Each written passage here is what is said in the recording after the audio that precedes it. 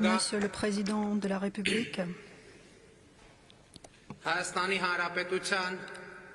Monsieur le Président de la République d'Arménie, Monsieur le Premier ministre, Mesdames et Messieurs, Messieurs les ministres, Mesdames et Messieurs les parlementaires, Mesdames et Messieurs les membres du corps diplomatique, cher Oula Aznavour, chers membres de la famille Aznavour, Mesdames et Messieurs, nous sommes rassemblés aujourd'hui pour témoigner notre profond respect et pour rendre hommage au grand maître de la chanson française, Charles Aznavour.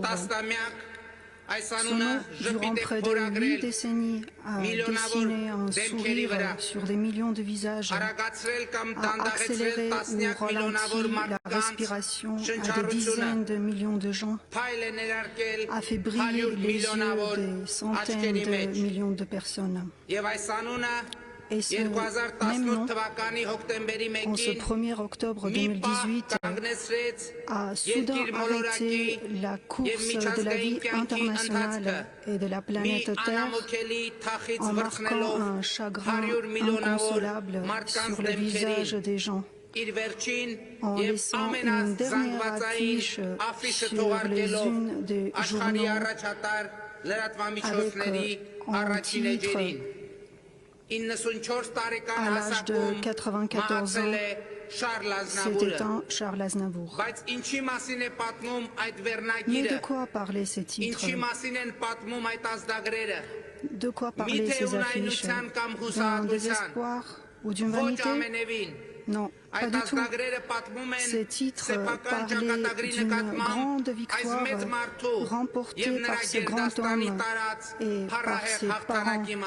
contre le destin.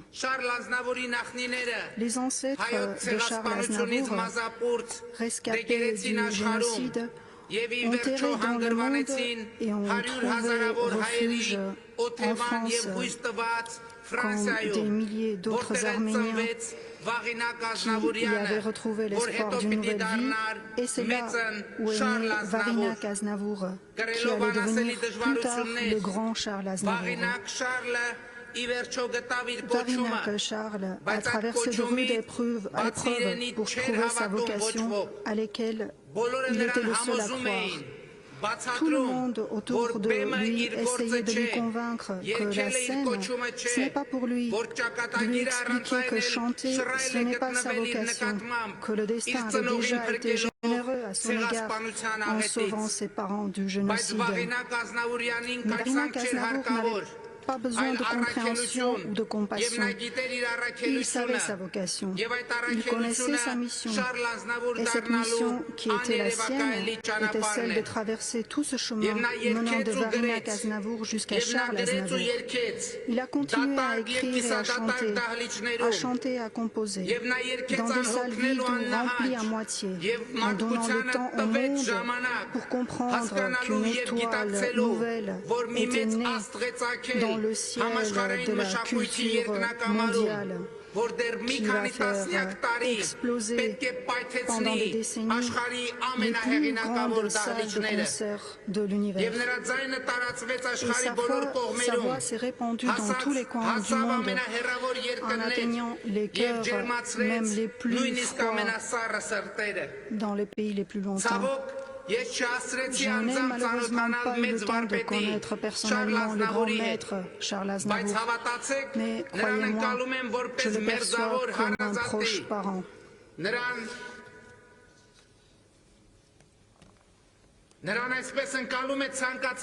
Et tout Arménien le perçoit comme un proche parent,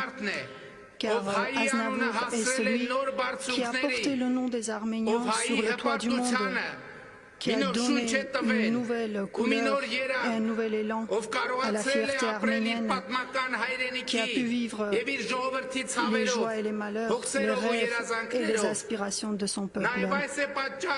C'est aussi la raison pour laquelle Charles Aznavour a été déclaré héros national de la République d'Arménie. Ce titre honorable largement mérité non seulement pour son talent de chansonnier, mais aussi pour les immenses services rendus à l'Arménie. En Arménie, il y a plusieurs places et rues portant son nom. Արդեն երկար տարիներ վեր է խոյանում նրա մեծաշուկ արձանը, եւ նա թերևս միակ մարդն է, որին Հայաստանում արձան է կանգնեցվել կենթանության օրոք։ Շարլ Ազնավուրի մահվան կապակցությամբ Հայաստանում սուգ է հայտարարված, եւ այս ամենն արտահայտումն է այն հսկայական սիրո, որ յուրաքանչյուր հայ առանց բացառության տածում է այս մեծ մարդու, այս մեծ ֆրանսիացու,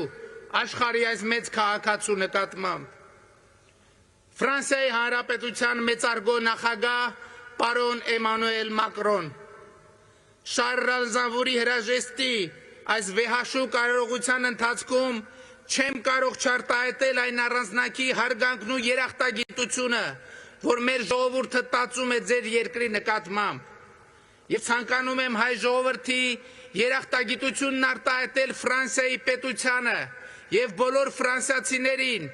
ցեղասպանությունից մազապուրծ մեր ժողովրդին օթևան տալու եւ հայկական տաղանդի զարգացման բարենպաստ միջավայր ձևավորելու համար։ Ֆրանսիայի հայությունը տվել է այնպիսի անուններ, ինչպես Շարլ Ազնավուրը, Անրի Վերնոյը, Ժորժ Գարվարենցը, Գարժուն, Ժանսեմը եւ Ֆրանսիան մեր ժողովրդի վերածննդի մի սիրելի օազիս է դարձել։ Շարլ Ազնավուրն անշուշտ Ֆրանսիայի մեծ նվիրյալ էր, Ֆրանսիայի մեծ քաղաքացի, ֆրանսերենի տարածման մի անկրկնելի մունետիկ, բայց նաեւ Հայաստանի մեծ պաշտպան էր, Հայաստանի քաղաքացի եւ Հայաստանի Հանրապետության դեսպան։ Նա ապրում էր Հայաստանի հոգսերով եւ մեր ժողովուրդը նրա հոգատարությունը տեսել ու զգացել է 30 տարի առաջ տեղի ունեցած մեծ երկրաշարժի ժամանակ Հայաստանի անկախության բոլոր դժվարին օրերին։ Շարլ Ազնավուրը անտարբեր չմնաց նաեւ Հայաստանում տեղի ունեցած ոչ բռնի, թավշյա ժողովրդական հեղափոխության նկատմամբ եւ ինձ ուղված վերջին նամակում մասնավորապես գրել է. Հենց որ առողջությունս թույլ տա, ջերմորեն փափագում եմ այցելել այս նոր Հայաստանը եւ ծանոթանալ այն առողջ ուժերին, որոնք ձևավորելու են մեր ազգի գալիքը։ Մեծ վարպետը պատրաստվում էր Հայաստան այցելել հաջորդ շաբաթ ֆրանկոֆոնիայի միջազգային կազմակերպության 17-րդ գագաթաժողովի առիթով եւ նրան խոստացել էի ծանոթացնել նոր Հայաստանի հետ,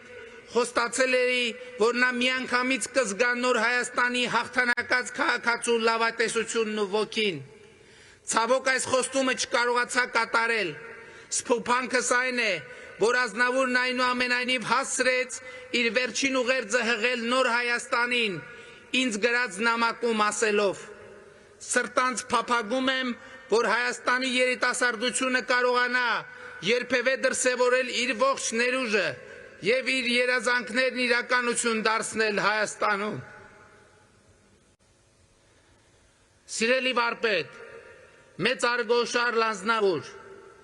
ձեր նամակում դուք ճշգրտորեն ձևակերպել եք այն, ինչ ուզում է հայ ժողովուրդը,